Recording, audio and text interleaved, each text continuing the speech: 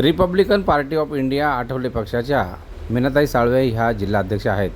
काल त्यांचा 59वा वाढदिवस आनंदात आणि उत्साहात पदाधिकारी तसेच कार्यकर्ते यांच्या हस्ते पार पाडण्यात आला.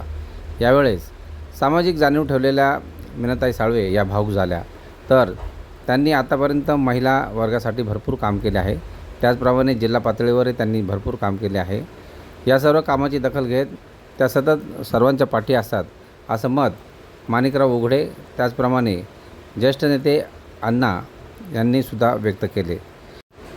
या कार्यक्रमाला अण्णासाहेब रोकडे, ठाणे प्रदेशाध्यक्ष दादाभाऊ अभंग, स्तंभलेखक संदीप गजघाट, रवी गायकवाड, प्रमिला सावंत, वैशाली सावर्डेकर, रेखा कांबळे, सुनीता खरात, गंगूबाई शिंदे, सुरेखा कर्डक, समाधान तायडे, संजय पवार, विकास खैरनार, मंगेश कांबळे, वसंत टेकाळे, शैलेंद्र नेरेकर, मंगल शेळके, शशी पवार इत्यादी मान्यवर उपस्थित होते.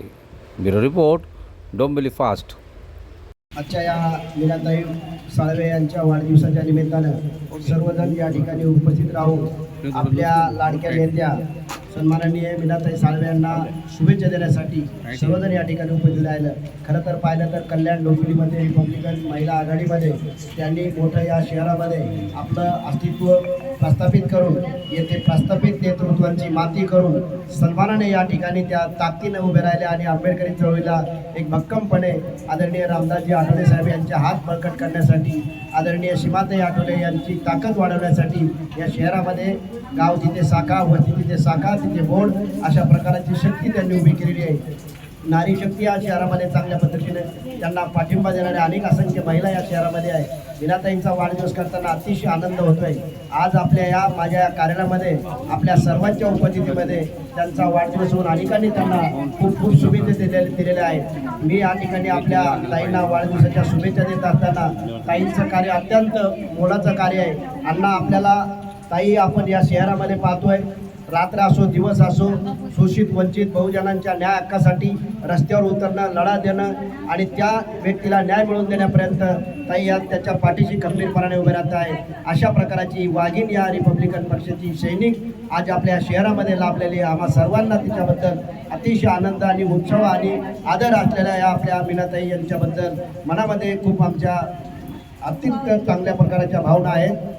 मला सातत्याने गेल्या अनेक वर्षापासून काही खोटारडे लोक जाणून बुजून खोट्या केस काढण्याच्या मागे लागणाऱ्या, त्यांच्या जे माझ्या मागे लागतात त्यांच्या मागे ताई लागणाऱ्या अशा आमची वाघीण आहे. त्यामुळं मला कुठल्याही प्रकारची या शहरात भीती नाही. मी बिनधास्त झोपतो. ज्यांना झोप येत नसेल ते रात्री दिवस उघडे करत राहतात. अशा लोकांना सुद्धा माझं या ठिकाणी आव्हान आहे की ताईंच्या नादाला लागू नका. इथं रिपब्लिकन चळवळ आपल्याला भक्कम करायचे. गाव तिथे साका, वस्ती तिथे साका. आज खूप मोठं काम आपल्याला या शहरात करायचं आहे. आज एसआरएसारखा प्रोजेक्ट या शहरामध्ये आलेला आहे. गोरगरिबांना झोपडीतून येण्यात यायचं आहे. कल्याण डोंबिवली महापालिकेच्या रिपब्लिकन पार्टी ऑफ इंडियाच्या अध्यक्ष आयुष्यमती मीनाताई साळवे यांचा 59वा वाढदिवस आम्ही या ठिकाणी माणिक उघडे यांच्या ऑफिसमध्ये जास्तीत जास्त महिला आणि पुरुषांच्या याच्यामध्ये तो साजरा झाला पाहून मला खूप आनंद झाला. आज पुढच्या वर्षी येणारा 60वा वाढदिवस आहे.